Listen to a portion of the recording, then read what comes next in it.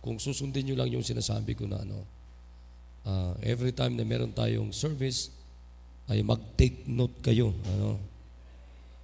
Mag-take note kayo. Alam niyo, maganda tong tinatalakay natin na series of lesson about discipleship.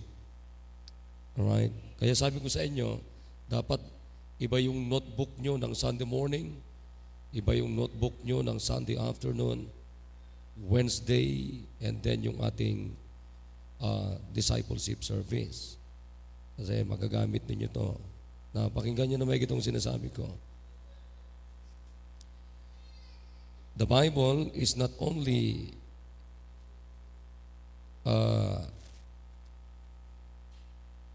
parang pinapakinggan, but the Bible is the food for our souls.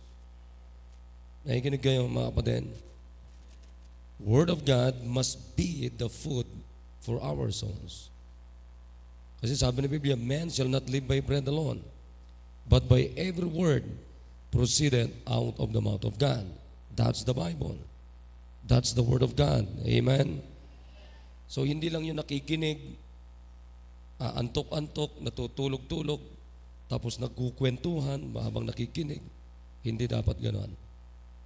So while listening, you must listen carefully, heartily to the Word of God, because that is your food. That's the food for our souls. I hope nakikinig kayo. Kaya walang nagkukwentuhan pag kayo ay nakikinig. Walang nagkukwentuhan, walang natutulog. Walang lalabas-labas. Liban lang kung may mga sakit kayo. Okay?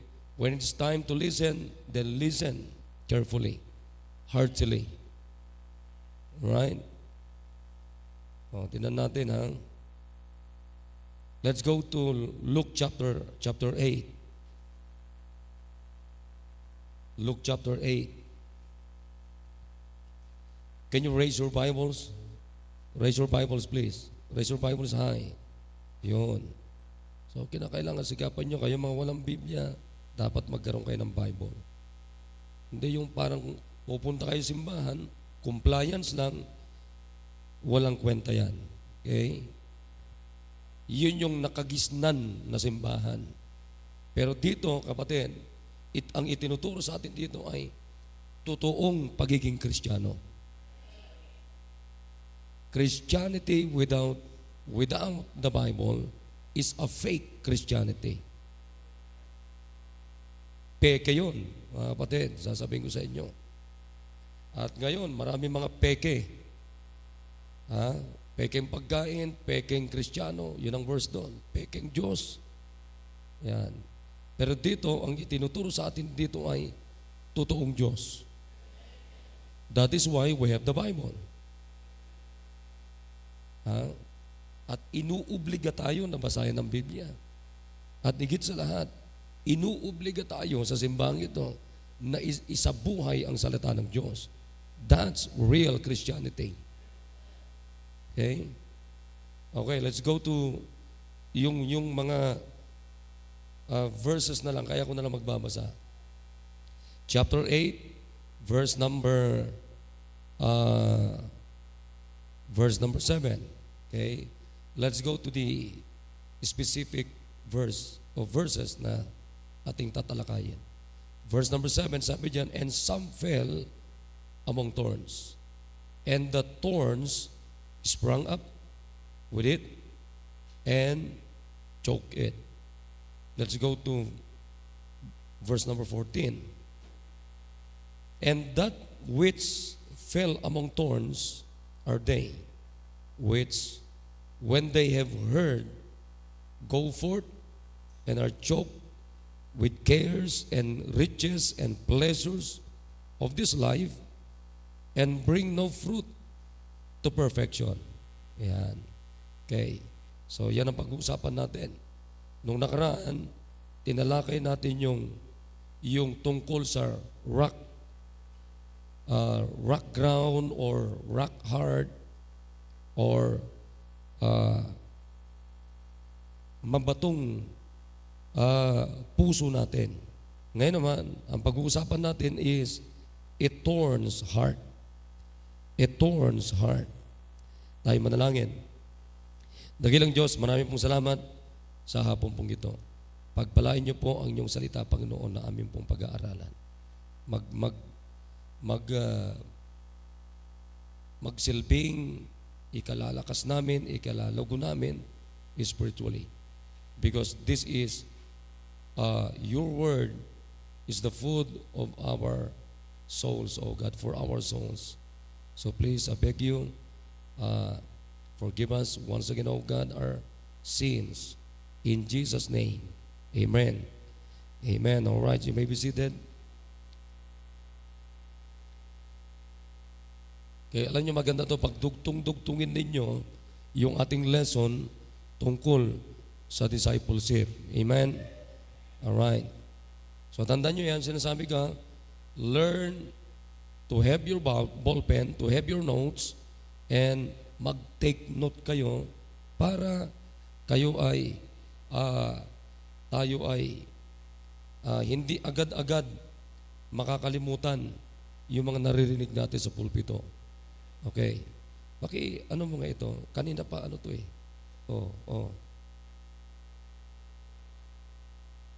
Pakitanggal mo yung jacket niya, tanggal mo sa ulo niya. Kanina pa yan. Tanggalin mo muna sa kanya yung ano. Tanggalin mo muna. Kanina pa yan eh. Okay, so pupunta tayo dun sa binasa natin. Dito sa binasa natin ay ang Diyos, pakinggan niyo to, okay? Handa na kayo makinig? Ang Diyos ang nagsasalita dito, ang Panginoong Jesucristo. Amen? Ngayon, gumamit siya dito ng parabola. Alright? What is parable? Parable is a heavenly, earthly stories with a heavenly meaning. Nakuha natin? Earthly stories with a heavenly meaning. Okay, that's parable means. Ngayon, wag nyo lang isipin ito na parang istorya. Kaya nga gumagamit ang Diyos ng tinatawag na parabola upang gustong liwanagin ng Diyos kung ano ang mga bagay-bagay na patungkol sa Diyos at makalangit na bagay-bagay na dapat nating maunawaan habang nandito tayo sa lupang ito. Because whether we believe it or not, whether we like it or not, mga kapatid, accepted it or not, everything here on this earth is temporary. Naman natin? Kasi, ang problema kasi natin, pag nagbabasa tayo ng Biblia, nakikinig tayo, parang hindi totoo. Kaya makita nyo, marami sa ating mga pekeng Kristiyano. Mga kapatid, totoo ang una, ang Diyos ay totoo. Pangalawa, ang Biblia ay totoo. Ang Diyos, kung ang Diyos ay totoo, sa makatuwid, ang Biblia ay totoo. Because you cannot separate the Bible, the Word of God, from God. That is always inseparable. Amen? Again, you cannot separate the real God from His real Word. The Holy Word of God. So hindi mo pwedeng paghiwalayin yon. Kung ang Diyos ay totoo, totoo ang sinasabi ng Biblia. Nakikinig? At ang Biblia ay hindi lamang ito pagkain ng ating kaluluwa, hindi lamang ito basta aklat, hindi lamang yan mga words, kundi ito ay source ng ating buhay bilang mga anak ng Diyos. Ito yung batayan, ito yung basis, ito yung foundation ng ating buhay araw-araw. Ito yung pattern ng ating buhay. So, gumamit ang Diyos dito ng parabola upang ipakita, ipaliwanag ang Diyos kung ano ang makalangit na bagay, sino ang Diyos, ano ang langit. Habang nandito na tayo, pwede na tayong mamuhay ng makalangit na pamumuhay. Kaya nga ang pamumuhay dapat ng anak ng Diyos ay hindi pangmundong pamumuhay, kundi makalangit na pamumuhay. Nauna mo natin, we are not, we should not base on this worldly or worldliness, from worldliness, na dapat ipamuhay natin. Hindi dapat tayo nagbabase doon, but it should be on, based on the Word of God. At pag nagbase tayo dito, anong buhay ang may isa sa buhay natin? Holy life. Holiness. Hindi worldliness na tinatawag. So ngayon, ipinaliwanag ng Panginoon dito ay gumawa siya ng illustration dito, which the parables. The parable na ang salita ng Diyos ay parang nagtatanim. Nakikinig? Parang ganito, ngayon, anong ginagawa ko sa inyo? Nagpipreach ako sa inyo ng Word of God. So anong ginagawa ko sa inyo? Nagtatanim ako sa inyo, sa inyong mga puso ng salita ng Diyos. Kaya nga, ang sinabi ng Biblia dito, may apat na uri na nakikinig. Una, yung nakikinig na parang nasa wayside, nasa tabi-tabi lang. Pangalawa, nasa rock side. Pangatlo, yung nasa thorny ground. Then pang-apat, yung tinatawag na good ground. Good ground. At ito ay ginamit ng Diyos na illustration upang ipaunawa sa kanyang mga disciples. Nakausap niya dito mismo hanggang sa ating sa panahon na ito. Mga kapatid, tayo rin ay kausap ng Diyos. Alright, amen? So ito na ngayon, ang sabi ng Panginoon ay may mga taong parang nakikinig na parang thorns yung puso nila. Ano ang ipinapahayag? Fini-figure out, figuratively, ano ang gustong ibigay ng Panginoon sa atin. Bakit sa gumamit ng tinatawag na thorns? Matinik, tinik. So pag sinabi natin thorns dito is, merong tinatawag doon sa Ezekiel 28 verse number 24 na tinatawag na grieving thorn. Grieving thorn. Ibig sabihin, ito yung mga pains natin. Nakikinig? Ito yung mga pains natin. In 2 Corinthians chapter 12 verse number 7, gumamit din si Paul dyan ng tinatawag na a thorn in the flesh. A thorn in the flesh. Nakikinig kayo? Anong ibig sabihin ito mga thorn in the flesh o thorns in the flesh? Ito yung mga tinatawag na bodily annoyance. Bodily annoyance or disability. Nakikinig tayo? So pag sinabi natin mga tinik sa buhay, ito yung mga abala sa buhay natin. Pag sinabi natin tinik sa buhay, ito yung mga pagkakataon na wala tayong lakas sa buhay natin. Wala tayong lakas physically. Wala tayong lakas, mga kapatid, spiritually or physically. But figuratively, mga kapatid, yan yung mga pang-abala sa buhay natin. Nakikinig tayo? Yan yung mga ginagamit ni Satanas, mga kapatid, para tayo abalahin o abalahin. Yan yung mga ginagamit ng mundong ito para tayo ay pahinain. Naintindihan? Ha? So, eto na ngayon. Bakit hindi tayo lumalago sa ating mga naririnig mula sa salita ng Diyos? Alam niyo kung bakit? Sapagkat sabi ng Biblia, yung puso natin ay parang tinik. Ibig sabihin, parang may mga dumi pa. Naintindihan natin? May mga thorns, may mga sagabal, may mga abala, may mga bahagi sa puso natin, mga kapatid, o sa buhay natin na maaring sa iba ay malakas ka, pero sa ibang bahagi ng ating buhay, mahina tayo. Naintindihan niyo ako? Ulitin natin. maaring sa ibang area sa buhay natin ay malakas tayo. Pero meron ding ibang area sa buhay natin na superhina tayo. Di ba? Bakit kaya pagka nandyan na yung alak, hindi mo mahindian yung alak? Bakit nandyan yung sigarilyo, hindi mo mahindian yung sigarilyo? Bakit nandyan yung shabu, hindi mo mahindian yung shabu? O bakit kaya pag nakita ni Wilson yung vape, hindi niya mapigilan sarili niya? Ano, Wilson? Okay ba yun? O, di ba?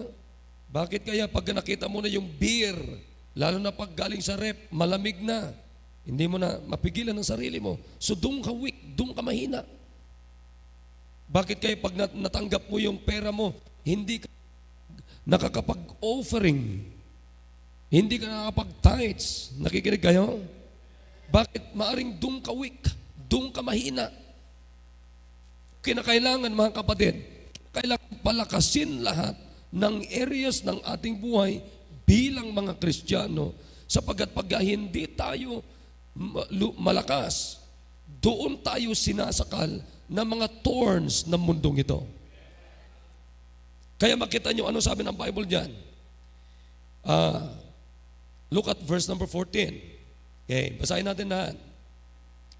Basahin natin. Ready, read. And that which fell among thorns are they, which when they have heard, narinig nila. Isa-isain natin. Narinig din nila yung word of God. And then anong nangyari? Go forth. Nagpatuloy din sila. Pero anong nangyari? And are choked, nasakal. Okay, nakuha nyo? Nasakal.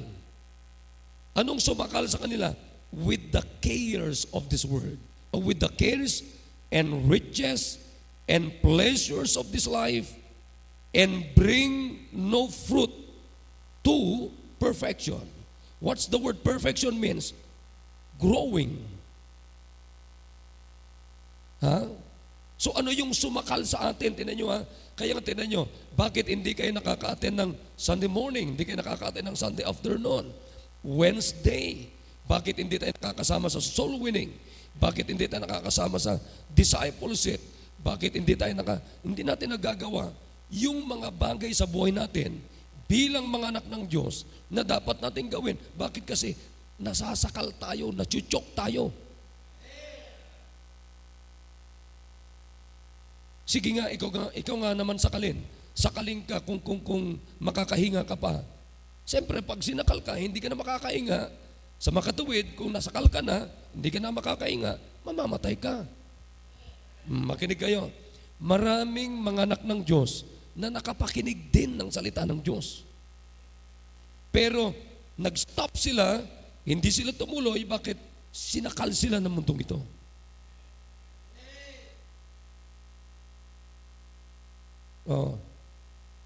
Sinakal sila ng mga pleasures and riches and cares of this world. So, ano nangyari? Wala na. Paalala ko yung dito nung araw.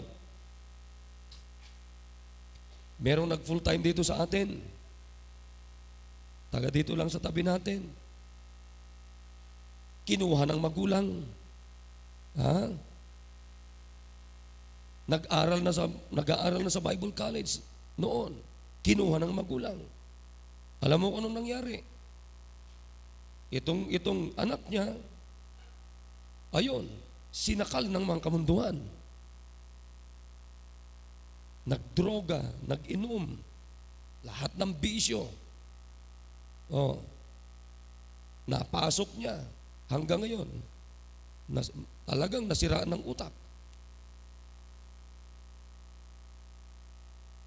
Meron din, kinakwento ni Sister Janida, yung member sa CSI. Yung anak niya, gustong mag-aral sa college natin. Pinigilan ng magulang. Ano nangyari? Ngayon, na matindi ngayon, depressed siya. At ang matindi, sabi ni nananakit daw. Kaya anong sabi ng magulang? Pagka ang anak ninyo gustong maglingkod sa Panginoon, huwag niyong pigilan. Problema, kapatid, pinipigilan natin, hindi natin alam, kapatid, makinig kayo, kahit sinong magulang dito, hindi mo kayang kontrolin kahit sino. Kahit sinong pinakamatalinong tao, pinakamalakas ng tao dito sa mundong ito, you cannot control the pleasures of this world. Ay nako, sasabihin ko sa inyo, nagsimula ako sa simbahan, 21 years old ako. Ngayon, 52, going to 52 na ako. Marami ako nakita. Pinigilan yung magulang sa church. Pinigilan yung magulang sa church. Ano nangyari? Ang tinutukoy ko dito sa church natin, wala akong pakialam sa ibang simbahan. Kanila yon. Pero dito, ano nangyari? Binugbog ng sanlibutan. Ano nangyari mga kapatid? Nagkanda sira-sira ang ulo ng mga anak nila. Kala natin ganun-ganun lang mga kapatid. Kaya nga alam mo, itong mga anak ko, hindi ko na pinaaral kasi minsan ganito. Pag yung mga anak nyo gustong mag-aral sa Bible College, maliit ang tingin nyo. Walang kwenta ang Bible College sa inyo. Don't you know that the highest education in this world is the Word of God?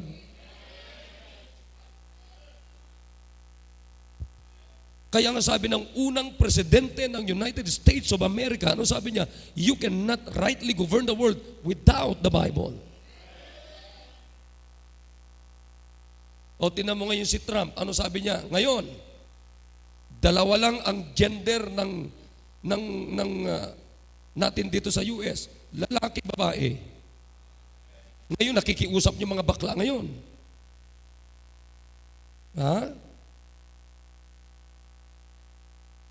Nakikiusap yung mga bakla, ano daw gagawin ng mga LGBTQ? Kalokohan. Tanong kapatid, pumasok sila sa isang kalokohan na panluloko ng sanlibutan ito mga kapatid, na hindi naman sang-ayon ng Diyos. Saan ka ngayon lalabas niyan? Babagsak, impyerno. Kaya ang Diyos sinunog niya ang Sodom and Gomorrah. Bakit? Marami mga tao doon na nagpakontrol sa mundo.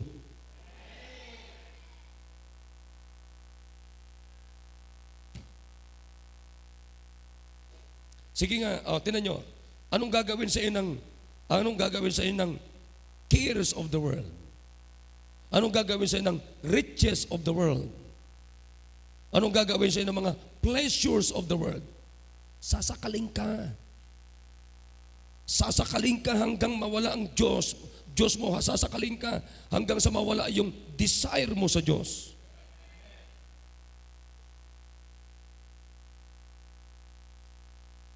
Tignan nyo to. Let's go to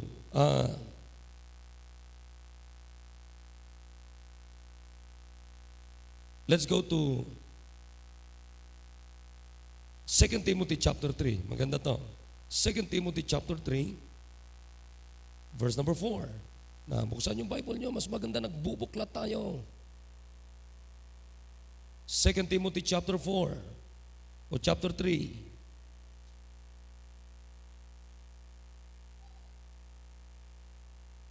Alright, nandiyan na kayo. Verse number 4. Ganda to. Ano sabi niya? Andali. 2 Timothy chapter 3. Alright. Ano sabi ng Bible dito? Simulan natin verse number 1. Ako na lang magbabasa, sundan niyo ako. Now, this know also that in the last days perilous times shall come for men. Pakinggan niyo to. Sinusundan niyo ba? For men shall be lovers of their own selves. Ayan. Ang tao ay makasarili. Covetous, sakim, boasters, proud, blasphemers, disobedient to parents, unthankful, unholy, without natural affection, truce breakers, false accusers, incontinent, fierce, despisers of those that are good.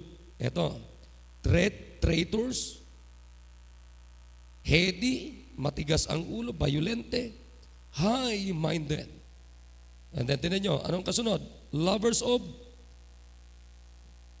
lakasan nyo nga, lovers of pleasures. More than yun, lovers of God. Yan ang tao eh. Masyado tayong palaibig sa pleasure. Ha? Anong ibig sabihin ng pleasure? Pakinggan nyo to. Frivolous amusement. Anong ibig sabihin ng pleasure dyan? Frivolous amusement. Ano ang ibig sabihin ng frivolous? Ang ibig sabihin niyan ay mga bagay na hindi naman mahalaga. Mga bagay na walang kwenta. Nakikinig? Masyado tayong palaibig sa mga bagay na walang kwenta kaysa ibigin ng Diyos. Amen? Yan ang problema natin, mga kapatid. Kaya mahirap tayong turuan tungkol sa pagmamahal sa Diyos. Mahirap tayong turuan na mahalin ng Diyos sapagkat ang tao, we are more than lovers of pleasures than lovers of God. Hintindihan natin? Masyado tayong materialistic. Kaya tinan nyo to. Alam mo, matalino si Moses. Let's go to Hebrews 11:25. Kung gaano katalino si Moses. Okay? Nandiyan na kayo? Anong sabi ng Bible dito? Choosing. Sinong tinutukoy dito? Moses. Amen? Si Moses.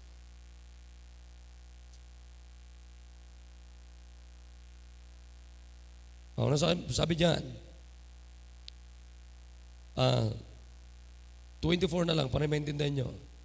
By faith, Moses, when he was come 2 years, refused to be called the son of Pharaoh's daughter, choosing rather to suffer affliction with the people of God than, tinan nyo kung anong pinagpalit niya, to enjoy the pleasures of sin for a season. Anong ibig sabihin yung season?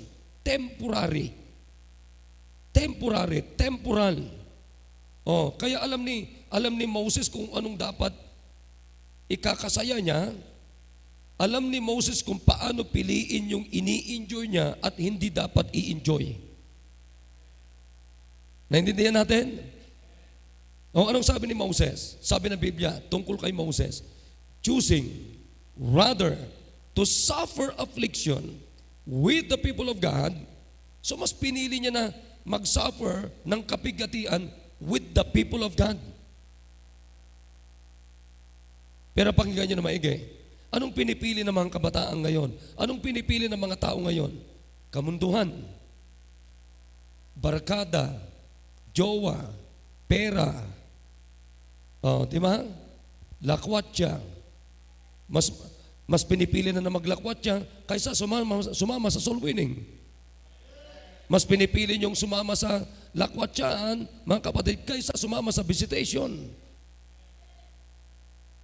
Samantalang sabi ni Biblia, yung ini-enjoy ng karamihan sa mundong ito is pleasures of sin. Pleasures of sin for a season. Meaning temporary, for a while, temporal. Panandalian lamang yan. Pero yung ginagawa natin sa Panginoon, mga kapatid, eternal ito. Masaya tayo dito hanggang doon sa kabilang buhay natin. Pag sinunod natin ang salita ng Diyos, mga kapatid, ini-enjoy natin yung soul winning, ini-enjoy natin na mag-visit tayo, ini-enjoy natin yung ministry natin. Hanggang kailan ang enjoyment yan, mga kapatid? Long-lasting enjoyment. Long-lasting happiness. Eternal happiness. Pero yung pleasures ng mundong ito, hanggang kailanman, for a season. Means temporal enjoyment, temporal happiness. Masaya ka ngayon pag nalasing ka, pero pagkatapos mo malasing, sakit sa ulo yan. Masaya ka ngayon kasi may jowa ka, may boyfriend ka, may girlfriend ka na illegal. Hindi masamang mag-boyfriend, hindi masamang mag-girlfriend kung handa ka na mag-asawa. Hindi ka pa naman mag-aasawa, anong ginagawa? Tititigan kayo. Hawakan kayo ng kamay. See? Hindi pa naman kayo mag-asawa. Saan kayo hahantong yan, mga kapatid? Kalukuhan. Come on, amen?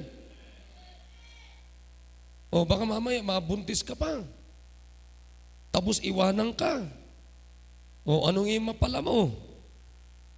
Di ba nakikinig kayo, mga kapatid? Anong mapapala mo? Di problema. Kung sumunod ka, mga kapatid, biro mo, kayo mga dalaga, i-enjoy ninyo yung pagkadalaga nyo with the Lord Jesus Christ. Paano nyo ma-enjoy, mga kapatid, yung buhay nyo? Dalaga ka man, tatay ka man, o binata ka, serve God. Serving God. Amen? Alam nyo, yan ang pinakamasayang buhay naglilingkod sa Panginoon, sasabihin ko sa inyo. Kaya tignan nyo si Moses. Di ba sabi niya, na saan lumaki si Moses? Lumaki sa palasyo. Doon lumaki si Moses sa palasyo. Doon sa palasyo ng Pharaoh, king of Egypt. Pero nung nalaman niya, mga kapatid, ang totoong pangyayari sa buhay niya, hindi pala siya Egyptian at alam niya na siya ay isang Hebrew man. Bakit? Kasi doon sa palasyo, tinawag ng Panginoon. Ang nag-alaga sa kanya, bagamat doon sa palasyo, pero ang nag-alaga sa kanya yung nanay niya. Nakikinig kayo? At pinalaki ng nanay niya ng maka-Diyos na pagpapalaki.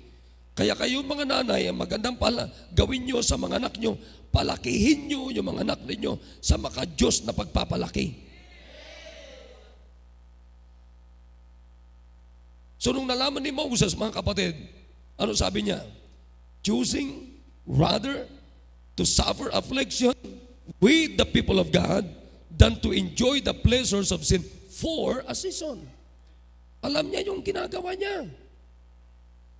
Hindi niya pinili yung, alam niyo ba ang Egypt, ang Egypt nung araw ay parang Amerika yan nung araw. Yan ang pinakamagagaling. Pagdating sa education, Egypt ang number 1 ng panahon na to. Pagdating sa lahat ng bagay na kamunduhan, nandoon na. Pero hindi pinili ni Moses yung ganung buhay, kundi pinili niya na mamuhay with the people of God than to enjoy the pleasures of Egypt. Amen? Tingnan nyo dito. Balikan lang natin sandali yung verse na yon.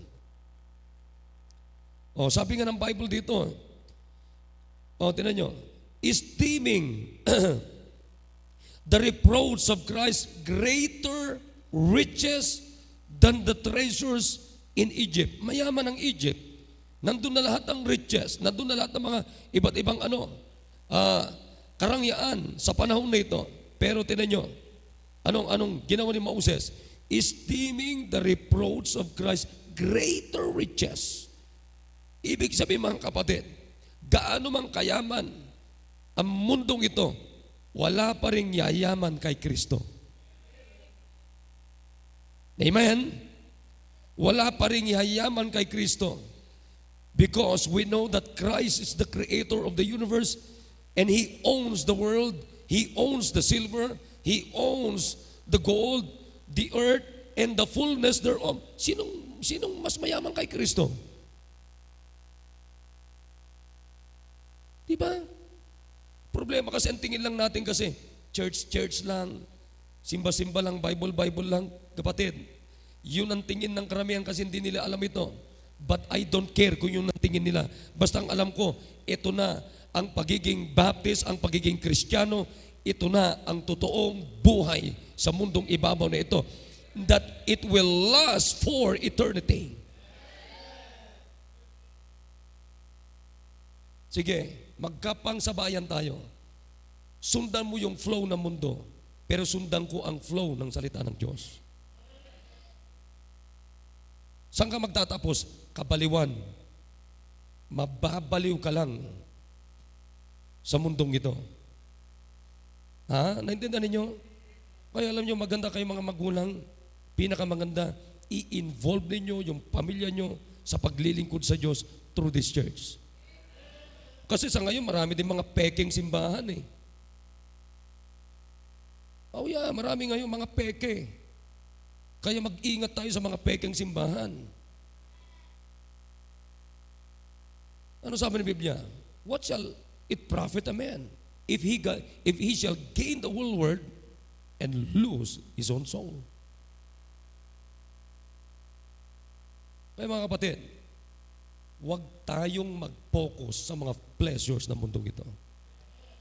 But rather, ano sabi ng Biblia? Looking unto Jesus, the author and the finisher of our faith. I hope nagkakanuman tayo mga kapatid.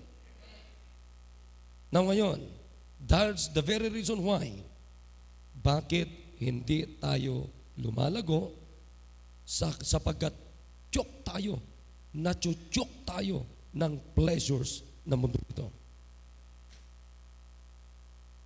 Sige nga, ikaw nga naman makahinga. Kung sinakal ka, hindi ka makakahinga. Sa makataw, hindi ka mabubuhay. Pero pakinggan nyo to. Kung tayo ay alaga ng salita ng Diyos, malago ang buhay natin bilang Kristiyano. Pero kung alaga kayo ng sanlibutan, pleasures of this world, for a season, temporary, sang araw, i-chok ka ng mundo, masisira ang puso mo. Masisira ang utak mo, masisira ang buhay mo, masisira ang kinabukasan mo. Pero wala pang nasirang kinabukasan na sumunod sa salita ng Diyos. May mga kinikwento sila, alam mo kaya ka nasisira ng ulo kasi nagba-Bible ka, hindi totoo niyan. Bago ka nag-Bible, sira na talaga ulo mo. Utakan niyo ba ako? Yan ang totoo niyan. Magtuturo ba ang Diyos ng kasiraan ng ulo through His Word? Bakit si Sir Ariel? Dating lasing ko yan, pero ngayon naayos. Kasiraan ba yun? Kaya yung sinasabi ko sa inyo alam ninyo kung anong klaseng paninindigan ginagawa yung paninindigan if you know the Bible. If you have Christ in your hearts. Dapat tapos na ang sunod-sunuran natin sa mundo. Nakikinig kayo? Dito, halos lahat dito, mga tatay na nandito, si Brother Rolly, bugbog yan ng sanlibutan. Ngayon hindi na, misis na lang niya bumubugbog. Pero at least nakakailag naman siya. At nakakasangga naman. Kaya makita niyo maraming tama dito. Pero I believe may natutunan tayo ngayong gabi. Amen? Kaya ngayon, tingnan nyo, anong klaseng puso niya ngayon? Thorns? Marumi? Puro tinik? Hindi ka lalago, ichuchok ka lang yan. So anong solusyon para malinis yan? Word of God. Para matanggal yung mga dumi na yan. Matanggal yung... anong gagawin mo para mawalisan yan? Mawala yung tinik. Hindi umusbong yung tinik. Word of God. Hindi dapat ma-choke ang Word of God, kundi ang i-choke natin yung tinik ng sanlibutan ito. Amen? Alright, so I hope you learn something this afternoon. Tumayo tayo lahat.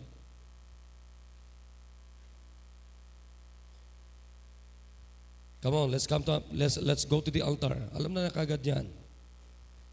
At manalangin tayo at gumawa tayo ng desisyon ngayon. Ano sasabihin natin? Panginoon,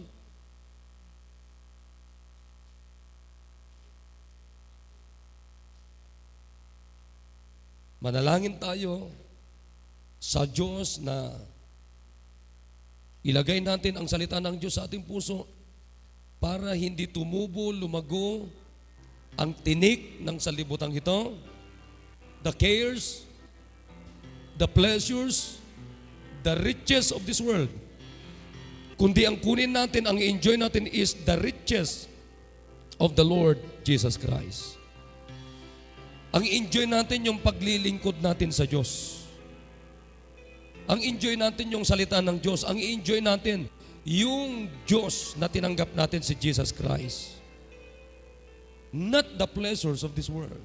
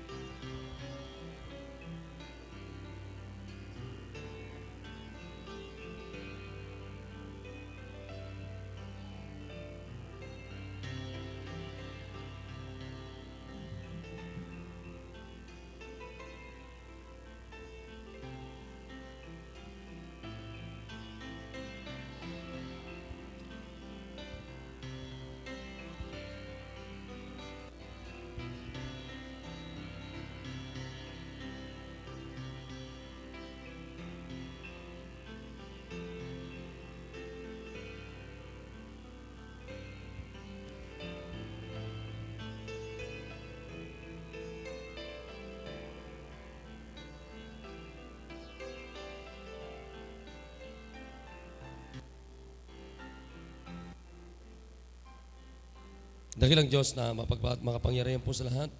O Diyos, salamat po sa inyong salita namin po narinig.